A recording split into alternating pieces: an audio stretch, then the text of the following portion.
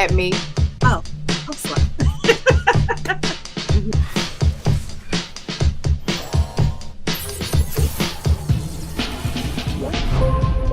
Stand up and clap.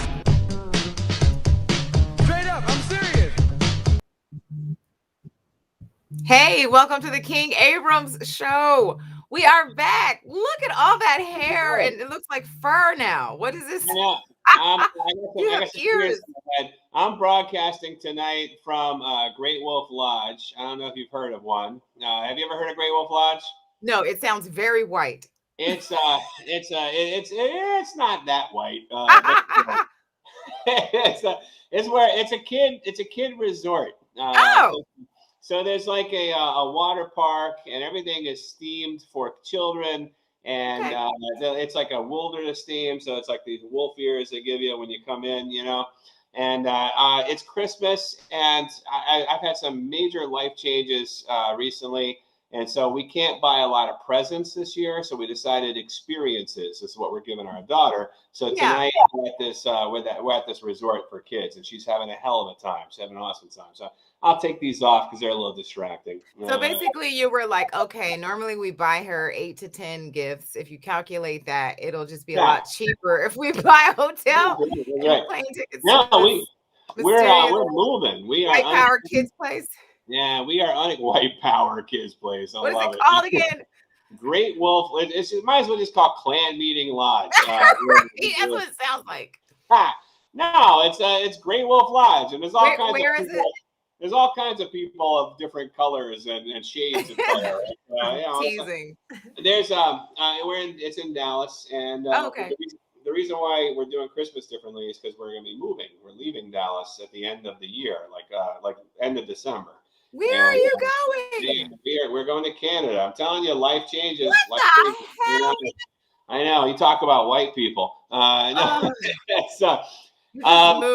You're just moving whiter and whiter. It's been a couple of months, and I know it's been a couple of months since I've been on the show with you, and we've had some issues and some scheduling conflicts and stuff, and so we have so much to catch up on. I don't want to go too into my move, but I'll just tell you the very, very short version. Okay. I own property in Montreal, Canada. I bought it about 5 years ago when I was touring a lot more, and I fell in love with Montreal, and I figured I could stay there when I'm not on tour. Well, I was touring a lot as soon as I bought it. And so my real estate agent convinced me to get renters. I got renters. I'm lucky to have them because they were there for the entire pandemic, but they want to move out. And now I've got an empty property I have to go take care of, and it lines up nicely with the end of my lease in Dallas. So yeah, we're moving to Canada. What are you gonna do? There you go. And then, so when is that going to happen? Relatively soon? Yeah, end of the year. The first week of January, we're gonna leave Texas, and I've got a few gigs in Florida before I head up to Canada.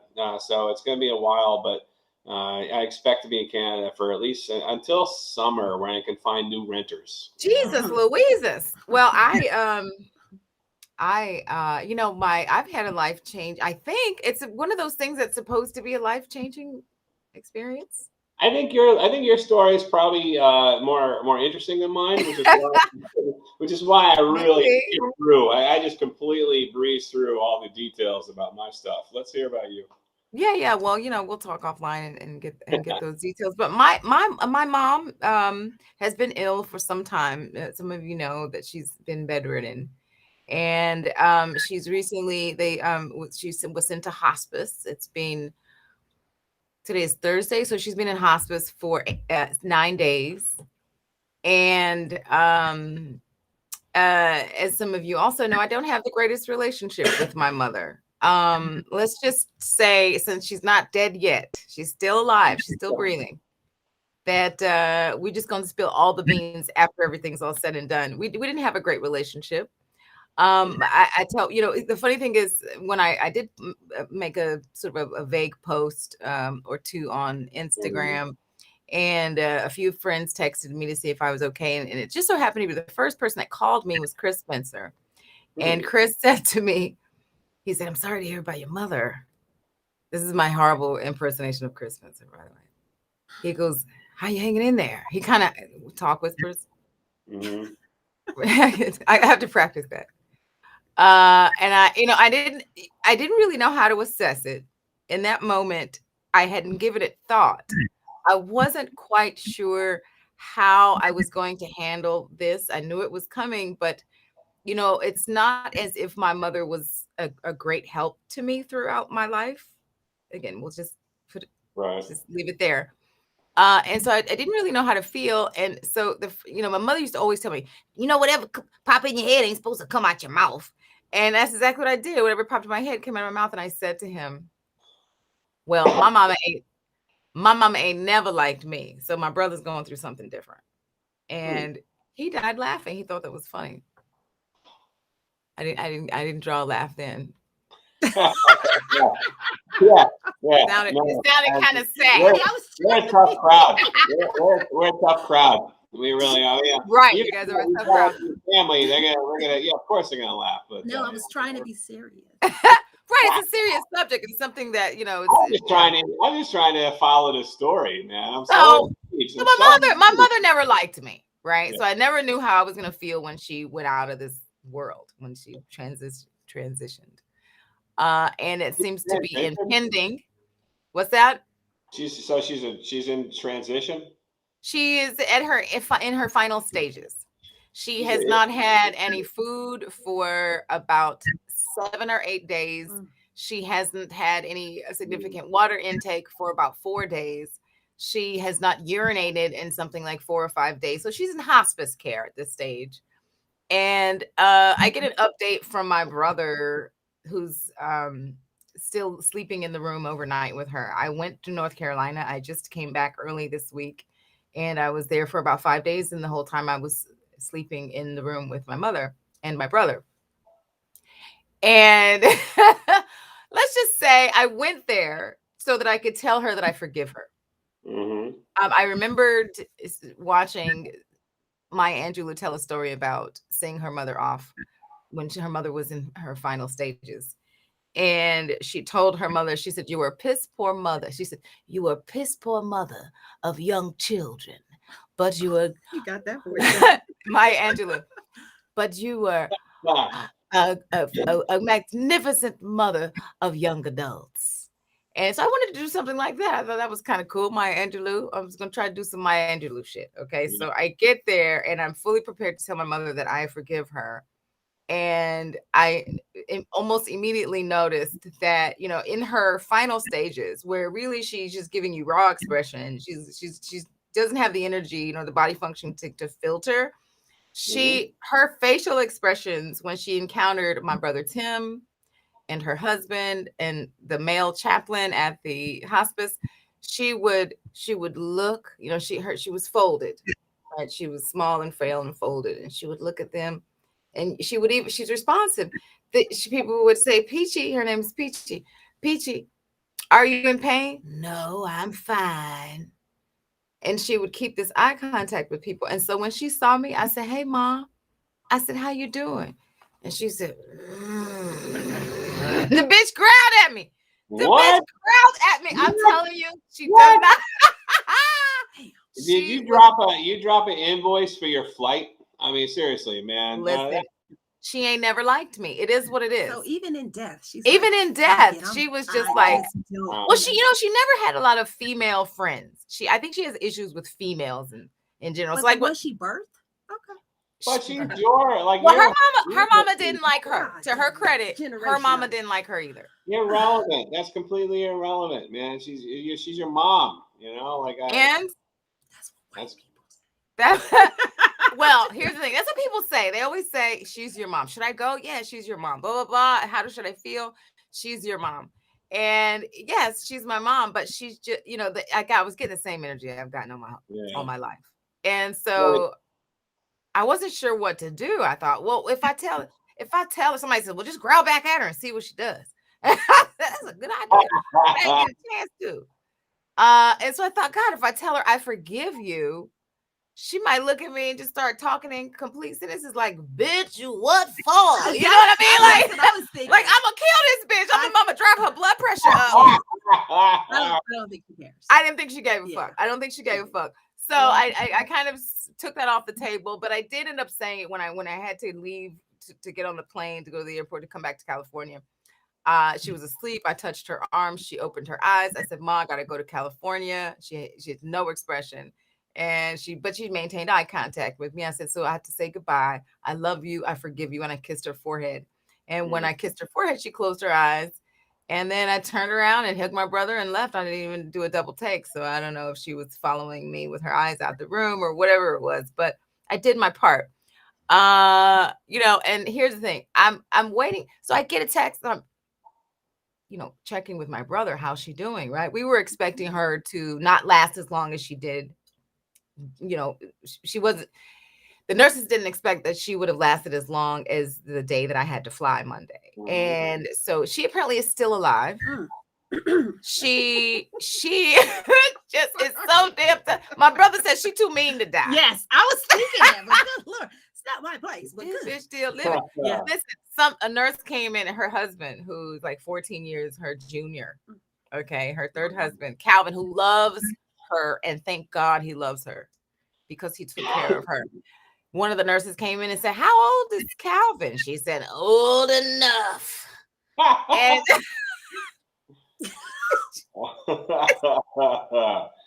oh man.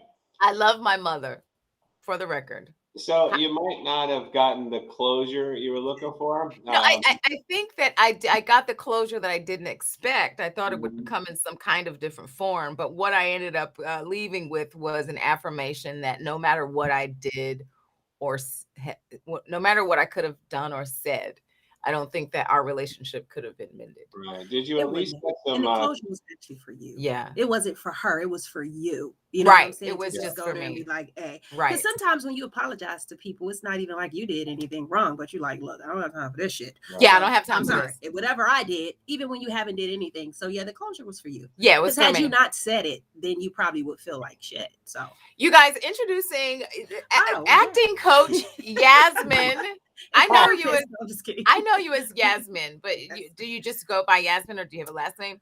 I have a stage last name, which is Spain, like the country. Yasmin Spain. Yes. There we have it. Fancy. Yes. So your acting studio everywhere on social media. Yasmin, we've just met. Well, no, we met before doing an audition. My kids were doing an audition with another actor that you coach. But I have a speakeasy every Thursday that's been going on for 5.5 years. And I'm telling you, just about everyone who frequents my speakeasy is taking acting classes from you. And all of them are working, by the way. So, Yasmin, thanks for joining us on the King-Abrams show. It's a pleasure to be here. Thank you. I'm a talker. Yay. Sign up for these classes, man. My acting coach ain't doing nothing for me. I need to do that. I've totally been procrastinating on taking your course. But my acting coach is a former soap opera star. And every single week it's like, you got to get angry. You got to show the passion. Oh my God. I don't want to do soap operas. You know? I was going to say that. Okay, I understand your coach is a former soap actor. But what's your genre? What do you want to do? Movies, TV, film, sitcom? What's your thing? I don't know. I just like doing the King-Abrams show. It's enough for me. I pretend to be Sam's friend. I knew it. I pretend to be interested in this show. You are funny. That was funny. Yeah, no, comedy probably is my thing. But I've been up for commercials, and I'll tell you, Yasmin, the best commercial that I did not get this year was for the NFL, and I played a coach. And I even went so far as to, in my audition, I usually have a full beard. I shaved it all off except for my mustache. It looked all coachy. I even watched YouTube videos of coaches giving hand signals and stuff. Man, I learned it down. And they didn't go with me. And Yasmin, you specialize in coaching for the audition. Do you I not? do. I am a booking coach. That's the difference. Nice. Yeah. I always tell people what you do comes naturally. So I hate when people are a tad bit nervous. I hate when people feel some kind of way about not being trained. I'm like, Yeah. what you do naturally is what you do. That's what I like to enhance. I can't teach funny. I can't teach natural, but I can teach technique. So I Right. do specialize in people that actually want to work because Right. it's a different method. It's a whole different science to auditioning and taking classes.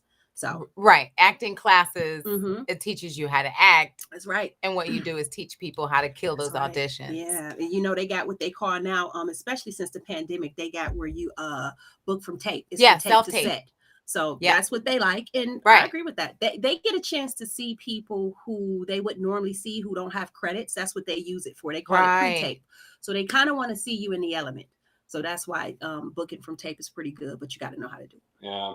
Well, that's really interesting, especially since it's, we're under this new, culture of under this pandemic, because people don't know what the hell they're doing. I mean, admittedly, I know how to go and walk into an audition and kill it, but this That's the thing, self-tape yes, in shit the room is magic. new, Yeah, and it I is. don't know what the hell kind of background I'm supposed to have. I don't know. I'm gathering props and shit. Well, I think the first thing you need, you have down packed, just be you. Yeah. That's first. I think a lot of actors miss that. I Yeah. have people that change their voice, and I'm pretty blunt. I always say, what the fuck are you doing? They're like, what? I'm like, you don't even talk like that. Fix your voice. So you know what I'm saying? Like natural. When it's natural, it's better. Right. So yeah, that's the first thing. First things first. Well, what about like I record all of my auditions on Snapchat. What about is that a bad thing? Yeah, that's weird. Brian's I need weird. you to get a That's backdrop. supposed to be a joke. We're all weird here. That was a joke. Of course, it's Closed weird. it. It was funny. You know, Hey, little so filters. I like the Snapchat filters. So when I do my audition, I Mm. have little dog ears. You know what I mean? Yeah, I need you to stop doing that. And, we're winging it. There you go. Prime example. Look at that. Dog ears. I've already gotten useful advice from your acting coach. Look at that. Right. I mean, like when I've auditioned, so I've sent so many self-tapes. Like if the scene is me eating at a table, I will set a whole table. And like with the clinging, I don't know. I think that's well, for overkill. one, you got a great look, so you are probably going to audition a lot. That happens. I get the auditions. Yeah, the I'm saying, bookings. well, here is the thing. It's okay if you set the table and do the whole prop thing. Yeah. But what happens is sometimes the props become the focus. Right. You still must stay the focus. So if you can have the props and it's still natural, as if like me, And I it plan to works. pick up this water and take a sip, but you don't know that. But that's Sure. what you call natural. And then in between there, I keep going with my dialogue. Meaning that's natural. That's Right. when this is a prop for me, but I didn't make what I just did about the prop. Yeah. I made it about me. It's not a and being natural. distraction. Exactly. So Well, you can I do that. definitely have been procrastinating on signing up for your class, and I am a coming. I promise you. You should. I'm amazing. There it is. Your acting skill. I love like when people avoid the whole false modesty thing, man. Oh my God. If you're good, tell people I'm you're so good. shy. You know. Hey, so we've got an interesting show We planned do. tonight. I have been, of course, reflecting on experiences, right? My mother's in hospice. Brian, you're moving to another country. Yasmin, I don't know what you're going through, but I'm sure there's something. We reflect on our experiences, and one that is really been cutting close to my heart recently, especially since my mother is going out of here and I have to analyze, is my love life, right? Whew. And for of course. So for me, there's one man on this planet that I would drop everything for. Really? Right. There's one man. There are a few that I might enjoy or have, sort of casual relationships with, but there is one man that I would drop everything for. And this is the man that I am in love with. Unfortunately, he has a drug problem. Right. So this is the type of frustration. I guess that depends on what kind of drug problem. Yeah. Well, the bad Love ones. conquers all. The No, I'm bad kidding. ones. What's the bad one? The methamphetamine. Are you serious? Yes. Okay. Yeah. Wait, that's the bad one? No. There's a lot of bad ones, but meth is a pretty gnarly. In my opinion, meth is a super. Eyes would light up when I said I that. thought he was bad. What's that? What's that, Brian? Nothing. No, I said that. Wait. Never mind. Well, yeah, he there are a few different drugs. And here, admittedly, I am an addict. I am an alcoholic, a sober alcoholic. 8.5 years sober. My sobriety date is August 3rd, 2013. Oh wow. I've never done meth. I've never done heroin, but I did a lot of cocaine. And I'm telling you, a lot of cocaine in my 20s. I mean, I drank and smoked like a hooker every day in my 20s, right? For years and years. And so I know, what happened was I got divorced. I married a man, and for 8 years we were married, and we had 2 beautiful children, and we got divorced. And then shortly after that, I fell in love with this man who pretended to be someone else. I had no idea that he was on drugs or an alcoholic. And by the time I found out about his troubles, I was already deeply in love with him. Right. So 6 years later, I realized that I couldn't have a connected physical or really otherwise relationship with him. And so I ended things. But you still love him. Of course I do. I'll always love him. And so where is he? No, I'm just kidding. He lives here. He lives here. We still connect. We still contact each other. A couple of years went by before, after I ended the relationship, the 6th year, a couple of years went by after that ended. And we have found a way to remain somewhat friends. But that's really where we are. See, here's the thing. This might sound weird, but it's true. I'm an addict, but an addict that has never tried any drugs. I've never had a drink, never had a smoke, anything. What are you addicted to? That's the thing. My father was an addict, a heroin addict. Okay. And when that happens, I believe sometimes addictions can be hereditary. Sure. So I'm addicted to other things. I used to really watch porn a lot. I know it's weird, but heavily. So I know did he just laugh? Yeah, maybe my porno addiction. No, but I just know that sometimes things that we do a lot tells us certain things about other areas in our life that if we tried it, we would do that a lot. Sure. Like I used to eat a lot of Doritos. I know what you're thinking weird, but no, I'm just saying I know my personality. Sure. So I refrain from any drug because I know if you I know try better. It and I love it, right? Oh, we together. I mean, that's that you've got a leg up on a lot of people. I try to tell my kids, leave alcohol alone because you don't know if you've got that. You're going to get that craving that I get. My dad was an alcoholic, but my brother's not. I am. So that's my thing. Do you think so? It was probably hereditary passed down. Yeah. Right. Because some kids get some things and some don't. Yeah. But there's certainly some genetics to it. I mean, science hasn't fully, put their finger on it and to give a causation, but there are several correlations. Between and that's one of the generations that suffer. She was like, hey, so let me tell you about your dad. I was like, what about him? Right. She was like, if you don't wanna. And when she told me, I was like, but good old Percy. Yeah, he didn't have a damn person at his funeral. How could you be dying and you have no friends there? That rubbed me really the wrong way. Right. I was the only person, but anyway. Right. At your father's funeral. Yeah. Right. It's a telltale sign, because drugs really are intrinsic in how they affect your relationships. And especially your romantic relationships. And so the study that we are going to focus on today, and Brian, I'm really going to need your input, is I don't know if you had a chance to skim through it or read it thoroughly, but we're talking about illicit drugs and sex. So we're talking about sexual satisfaction, desire, pleasure, arousal, and all those things. But here's the thing. Let's fast forward to today's culture. Right. A lot of these kids, these millennials, and some of these some people our age, they are using drugs and they're doing it for sexual enhancement. Right. A lot of people are doing the meth. And then, the meth makes you feel, what's the word, when you're invincible. Okay. And so there's a lot of sexual risky sexual behaviors happening. Mushrooms? Because we don't want to put a bad name on mushrooms. Okay. That's the thing. I don't think it's make people in my class be like, it's a gift from the Lord. That's what mushrooms are. I don't know that people are doing mushrooms. They might be doing mushrooms to have sex. Doing them at the You're Acting studio. But you can you can do mushrooms for anything. Mushrooms are cool. We're gonna take those off the table. And weed. And weed. Weed and mushrooms, totally fine. Just be careful. I'm saying though, is that something that's supposed to make the sex better too, or something? You know, I feel like with mushrooms, it depends on, you know, your relationship with mushrooms, whether that's gonna be something for you and your biology and how that works. But you know, there are drugs. I think they're called poppers, for example. There's an inhalant that people kind of they open up a can of something and they sniff this thing, and then it's supposed to like open your asshole and like it's supposed to do a whole lot of shit physiologically to your body to enhance sex. So neurologically speaking, things like mushrooms and acid, you know, hallucinogenics don't have really any impact other than making it difficult for you to concentrate. So if they would have any impact at all, it's that it sort of gets in the way. Right. You know? Because you're like, you know, like I'm all into it, and like, whoa, I'm kind of drifting off. Look at that. You know, it's like they don't really have that impact, and they also don't have the same addictive qualities as other substances. Right.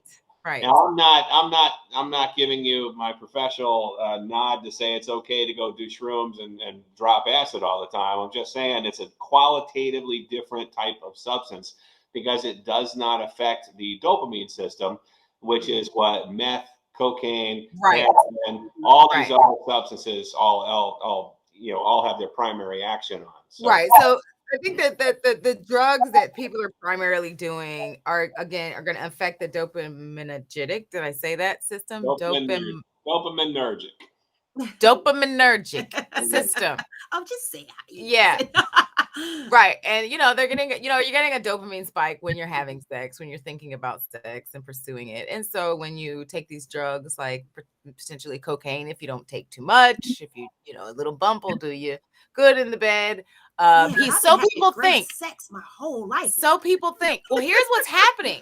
According to the study, people are taking the drugs to enhance the pursuit, the desire to have sex. They're taking the drugs to increase the arousal during sex. But when you look at the stats, they're really not dissatisfied. They're not having more satisfying sex. In fact, ejaculation, there's longevity and it takes you longer to have an orgasm. They're not as intense. It could be more satisfying depending on your circumstances. It could be, yeah. I mean, the moon and the stars have to be aligned, right? Your biology, the dosage, and so forth. So this is what people are chasing, but what's actually happening is that they're not as satisfied. And the study did just cite several illicit drugs, but amphetamines, namely methamphetamine, being the main subject that was studied. And so here's what's happening with I don't want to give too much detail, but what ends up, not necessarily my personal situation, but what ends up happening with methamphetamine is that it creates this sort of serotonin push that like makes all your dopamine just get used up, right? Yeah, it just pushes all your dopamine out for hours and hours and hours. And dopamine is something that you don't get extra portions of. You're gonna get your allowance every year until you die, every week or every interval until you die. And so eventually people, if they do meth long enough, they will reach this state where, and Brian, you have to help me with how to pronounce the word. I'm enjoying the way you're describing it. Trying to describe it. They'll reach a state where they can't feel pleasure, or they can't feel pleasure to the extent that they were feeling it before. It's like chasing a high, right? It's chasing a high. It just goes away. Say the word for me, Brian. It's anhedonic. Anhedonic. Anhedonic. Oh, yeah. So, and it's complicated. It involves an understanding of neurology that we don't want to get into here. Not too deep, right? Let's just say that when you use a stimulant for a long period of time, your brain gets used to a certain level of high, but it doesn't receive a better level of experience. Right. So like I got all this dopamine, but sex is still the same. I got all this dopamine, but sex is still the same. And so it's like that's where it leads to that behavior of chasing the high or chasing. You're getting to a point where you're constantly seeking the stimulus, but yet it's not living up to the expectation your brain has for it. Right. It's probably the simplest way I can describe that without getting too complicated. And so over time, in practicality, what happens is people essentially lose their sex drives. Yeah, I yeah. can see that. Well, and they still have it, but it's like the sex doesn't deliver. It's not as what exciting. the brain is expecting, because their brain has, every usage of the drug elevates the brain's expectation to the point where now it's like the reality is falling short. And it's that's why people make these crazy behaviors on certain types of substances. That's why people make decisions like, I'm gonna do this, or I'm gonna over take care of my family, or what I mean. Like, there's all kinds of trade-offs that go off in the brain. He's like, how the hell can that guy do what he just did? Well, it's because his brain is overvaluing the drug as opposed to the real life experience. Right.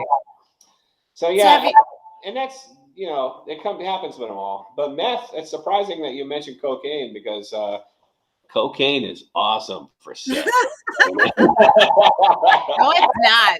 Really not. I mean, I did. It's not. You sprinkle a little cocaine. That's what they always say. And then, dun, dun, dun, we got to go home and masturbate again.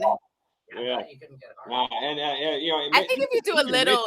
Even mentioning cocaine, I'm like, where can I score in this children's resort? Because I experienced that before with somebody, and I was like, what the hell is happening here? What he was well, I was a virgin initially until I was 17, but I'm going to say 18 because this dude just could not get it up. So I met this guy that I thought was great. Wow. His name was Sean, and he used to say, "Jen, make you sin." So I thought all he was doing was a little Jen. We'd be on the dance floor, but when we got ready to have sex, this dude just could not get hard. It up. So finally, I found out he was on cocaine. And I was so young.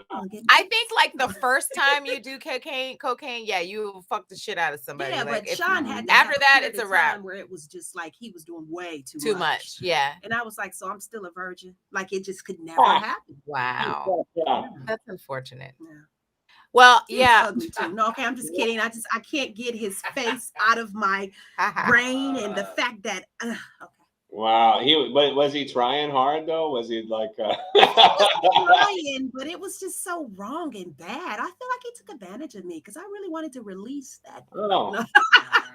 Well, I gotta tell you.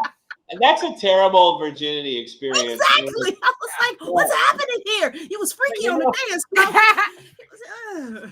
That's unfortunate. Well, I gotta tell you, I dated this. I mean, most guys that I knew had a drug problem, back in my wild 20s. I had that same experience where they could maintain an erection, but there was the one guy. There was the one Italian guy. Why you look at me when you say that? Well, he was clearly. I don't know who I'm looking at everyone. I just want to make sure everybody we get you, girl. We pick it up. Listen, this guy clearly had the right cocktail of like drugs and alcohol. Like, he did just enough coke and just enough whatever the fuck he was doing, where he was just a granimal all night. So more power to him. But I think he's an anomaly. I think that most men, most humans are going to get that wrong. Yeah. They're going to, if you're an addictive person, you're doing too many, you're doing drugs, you're going to end up doing too many, and your dick's not going to work. So, exactly. Yeah, the worst is when a guy shows up drunk. Have you ever had that happen? I've never had it happen. Listen, I did, and he couldn't get hard either. Yeah, I was a grown old ass woman. I'm like, what's happening? Like, that was really bad. Get out of here. And what was really strange was, as a woman, to experience pleasure, to even stay moist. Yeah, it's got to. He must have took a condom off to put a new one on like 5 times. I was like, stop. What is he doing? Because drunk. And I'm like, each time. So now you got this new friction. Worst. Yeah, I hate it's the worst. I hated him after that. Yeah. Yeah, don't show up. I never saw him again after that. We're gonna talk bad about you. Out of all the drugs that affect sexual behavior, alcohol is worst. Exactly. And it's both in both cases too. If people talk about like whiskey dick, right? Like you drink too much and it makes you limp. You never heard that term? Kind of like, I thought it was. It sounds kind of like you want one, but it's not. Let's try some of that. Whiskey is a bad thing. It's like it's when it won't work properly. But the but it also affects female anatomy as well. Like you don't get lubricated, you don't get enough, you don't get as moist as you normally would. Really? Yeah, you get a little dehydrated with the. So, although alcohol is fantastic for putting you in the mood, too much alcohol, of course, deadens the genitals. It doesn't do it, you know. So you gotta measure. Use measuring cups. Measure your alcohol with your cocaine and your mushrooms and your weed, and then there's a magic cocktail. You know, the cocaine. What were we doing? Cocaine for the energy, maybe MDMA for the stamina, and then just a little bit of alcohol for the arousal. Oh my God! You know, also to compensate for the fact that you might be with a 5 and you were hoping to be with an 8. You know. Oh my God! So first of all, let me just clarify that this is not a public service announcement. This is not. Don't try this shit at home, boys and girls. Like, okay, he said. Don't forget your cigarette you need some marijuana for after. Man, you need a nice joint for definitely after. some weed for after. Listen, this is not recommended. The easiest way to have pleasurable sex is to go in sober. Yeah. The best sex I've ever had. Showing up sober. I'm yeah, just there. So that's for that's for like healthy, attractive people. You know what I mean? Young people. You know, like you're a teenager. Yeah, you don't need any drugs. Go at it. You know. But when you're an adult and you got like knees that act up and all right, Brian, give us your craziest drug sex story. Oh man, you know what? It's funny that you should say that because I don't know if it's my craziest, but it's definitely a story that popped into my head earlier when we were talking about hallucinogens. There was one time that when I was younger and I was like a rave kid, I was on acid. And this girl and I were doing acid, and we were trying to have sex, and it literally took us maybe like 12 hours because we would get into it, and then we just start laughing, and then it was so crazy. It took us so long to just line up the parts, you know. And then once we got going, it was just like some crazy idea pop in our head. We get distracted again, man. Acid is does to. You know, Sting was all about tantric sex. He should have just been on acid. No, that's too distracting. Yeah, right? Mushrooms, all those psychedelic drugs are not what you want to do if you're going in for the kill. Most of my drug sex stories involve like not so much the drug itself, but like what the circumstances that being on drugs led me to. You know what I mean? Like wow, how the hell did I end up in this room with all these people? You know, that kind of stuff, you know? Yeah. How did I get here? And then might as well just pick somebody to have sex with. Yeah, or, you know, like... What? I think the older guys... having sex with me, that's kind of weird. You know, that's an interesting way to come into consciousness. Is like, what are you saying, Yasmin? I'm just saying, I think the older men get, they should probably chill out on some of that anyway, because the dick already started getting a little limp. That part. No, like seriously. That's real. I'm thinking it's like a sausage you're trying to stuff in. Yeah. Like, hey, this ain't hard. I mean, I just thought about that. And that's a good point, because it's one thing, you know, people experiment with drugs, right? Sometimes in their 20s, maybe early 30s, and then they figure out that they need to stay away from that shit if they want to do life like a real human. Yes. Right. And then sometimes that shit sticks. And so here, you know, people are in their early 50s, and you know, this guy that I love, he's not married, doesn't have any kids. Okay, is this the meth love or it's the meth love? It's the only one that I love. The rest of them just tricks. Have I ever been in love? Okay. We have no idea. Have you ever been in love? You know what? I don't know why you're asking us. Yeah. Let me just say this really quick, because you know we're adults here, and I want to say, you know how you think of your first love? I don't think that's really your love. So I've gotten to the point where I think that I've never been in love up until probably recently. Okay. Because my first love is just like the first everything you have. That's not love. You have That's no frame of reference. Yeah, you know what I'm saying? Because my sister, who happens to have been married multiple times, didn't experience her first love until one of her marriages. But mind you, we thought her 17-year-old boyfriend when she was young was her first love. That's not love. And then that's you grow toxic up. relationships. Right. Yeah, and it's just weird. But right. So yeah, I think I'm in love now. Yeah. Yay. Is that a good thing? No drugs? No. So far, no cocaine. Penis. I mean, he just a bit. No, I'm talking about. I don't know how he stuffed that in them little pants. But okay, She said no drugs, just a big penis. Nice. That's a drug right there. That's It what that is. is. Penis is a drug. I know, and no, I'm like, and I honestly felt like he probably should have told me prior to. That Oh, it was huge. He didn't put that on his Tinder profile. What the hell, man? No, I mean, I think he can surprise a big one on you. It's just if he's like really tiny, then you got to give a disclaimer. Like you better give a and disclaimer. he's really tiny. If So you're he should have packing, been if like, you're "Hey, packing the girl." bigger, that's like your selling point. That's like when I tell girls, when I meet a chick, the first thing that comes out of my mouth is, "I got my doctorate." Immediately, I become 2 points more attractive. All right.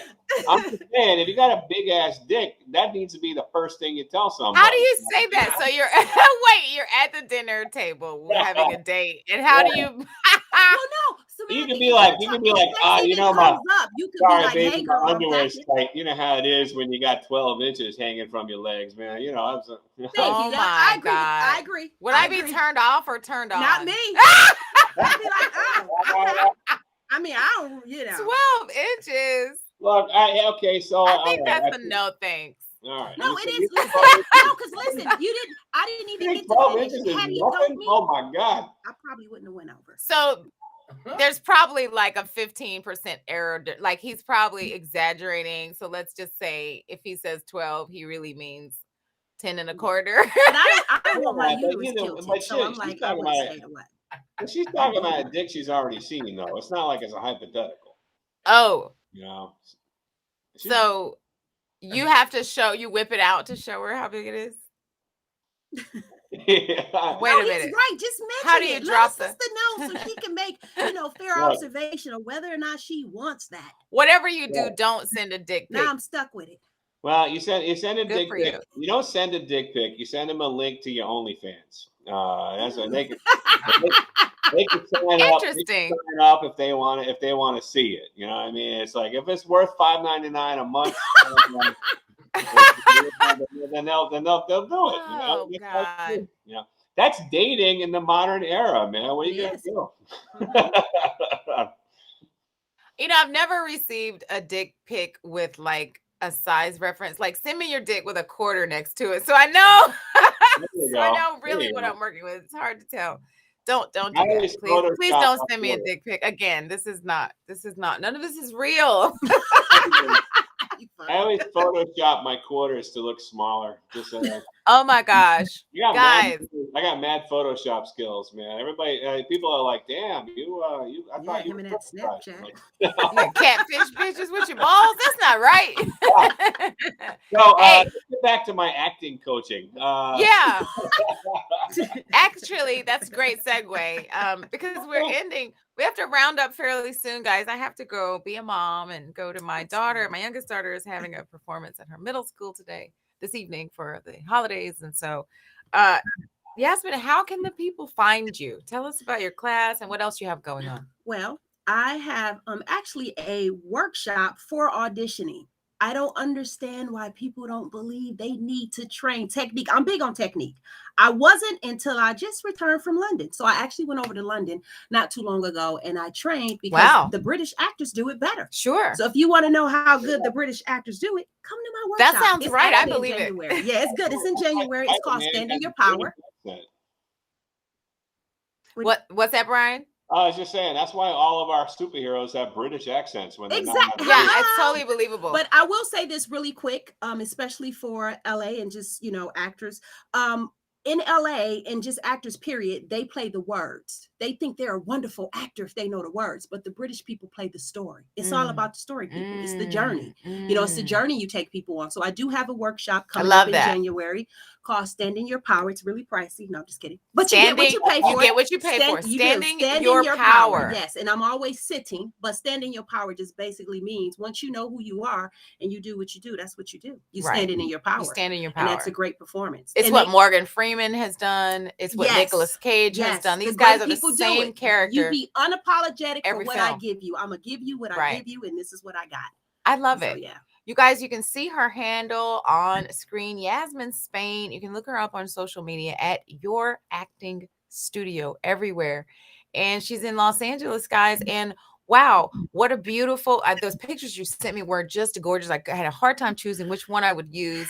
for the promo. Thank you for that. I appreciate it. And you know, I appreciate everyone, you having me. yes, of course, thank you. And let me just say this though, everyone that I know that takes your class raves about how talented you are and what a great value it is to their career. And all of them are working. Yeah. Dave Getzoff, Malcolm Hall, Joe Fox, aka Joe Feasy, and several G King. I don't know Trey if you Elliott. guys noticed, but I There's have so to many. say this. My first one of my students that flew in from Chicago to coach with me booked his first series regular, and that would be T Murph. He's on Woke right now. There That it was is. my job. Yeah. Daphne booked her recurring for Yes, 10 Daphne for me. Springs. So yeah, a little That's bit of right. everybody. I'm kind of a big deal. Am I looking? Yeah, at the she's camera? kind Let of me a see big it. deal. A big deal. So you guys look her up, follow, and also if you want to support the King-Abrams show, don't forget that Dr. Brian King and I have a few things in common. One of which is that we're comedians, and the other is that we are science authors. So you can find our books on Amazon. Brian has a tremendous book out that has been getting great reviews, and you were #1 bestseller on Amazon Was for a while. in at least one category, right? That's one of those things. Yeah. It's super cool to wake up one day and have your And you're #1. Send you like, you're #1. I was like, That's amazing. Amazing. It's yeah, the good things are happening with this book. It's coming out in paperback in a few months, which is nice. There's another foreign language version being developed, and I just pitched a follow-up book to my publisher, and they're eager to work with me again. So I look forward to getting writing soon. In fact, when I go to Montreal, because I can't legally work in Montreal because I'm not Canadian, let me tell you, don't buy property in a foreign country that you are that's not a good idea. But anyways, so I'm going to be in Montreal hanging out, and I'm going to write my next book. Probably. We'll see how. Okay.